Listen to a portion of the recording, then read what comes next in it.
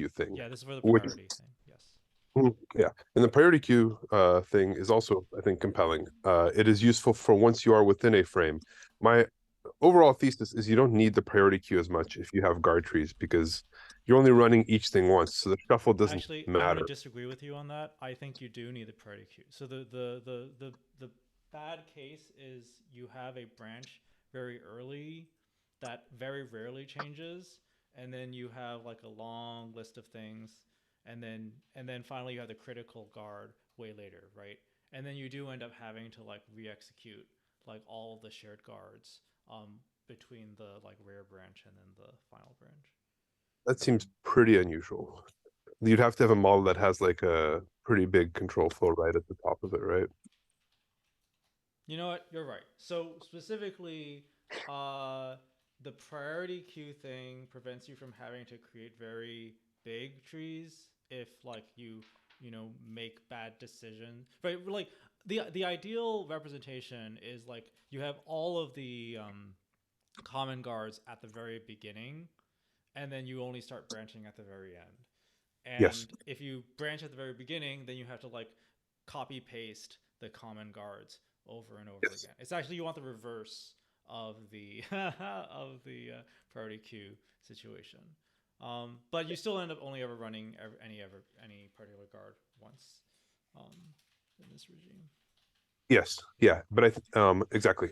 You only ever run it once. I think within if any of those guards like chunks for whatever if any of those like nodes in the guard tree are bigger than one guard, then within those you can priority queue them, right?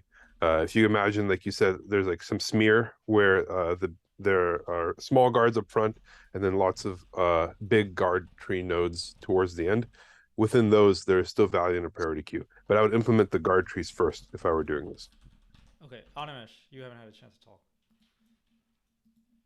Yeah, I think the reason I'm not going for guard trees yet is mostly about abstraction. I don't know if that's compelling enough. Currently, the guard, like currently the like the guards are specific to a cache entry. And with guard trees, guards become specific to a code object. That's somewhat of a major implementation change. Um, and I think priority queue, like the failure count should give you enough that yeah that the card trees that it might not be worth changing the abstraction. I think that's my opinion. Yeah. Yeah, I mean, it is an easy implementation a little bit. I don't think it should be that hard at all to like decouple that because even though you're running the checkfn um, on each frame, it doesn't actually matter if it is the same checkfn or not. There's nothing stopping you from just having like reusing an existing structure and just having a function pointer to a shared function where under the hood it manages it. You could actually do this entirely in Python. You don't need C++ for this, right? That was one of the reasons I was thinking like this might be easier to do because you don't have to reinvent sources and guard structures. You just like you have to cook out something that helps you do dependency in Python, which we're like 90% of the way there with Yukio CSE thing anyway, right? And so you just reuse a Python structure, you chunk each guard into a string that like bookkeeps its dependencies, and then the only time those depths even matter is if you have to like reorder things from one node to another. So like if a guard fails and it has depths, you can't just like shuffle it up the stack without bringing like its dependencies along. But that should be pretty easy to do.